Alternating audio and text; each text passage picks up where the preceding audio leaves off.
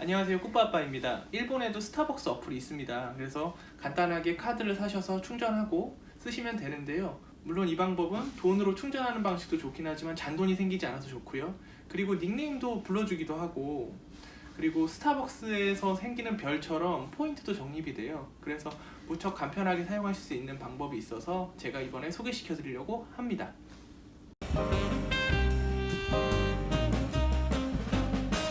우선 일본 스타벅스를 이용하시기 위해서는 일본 앱스토어로 들어가셔서 스타벅스 어플을 다운로드 받으시고요.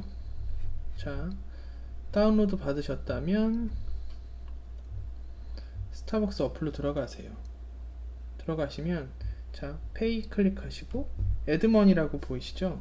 이걸 클릭하시면 먼저 제가 연동해 놨던 카드랑 같이 돼 있어서 돈을 충전하실 수 있습니다.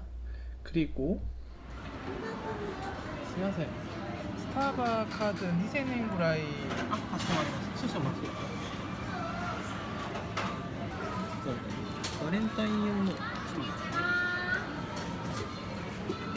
ちらがバレンタイン用の男性用のこれをこちらで2000円分で、クレジットカード。 지금 긁고 있는 건 시큐리티 코드입니다.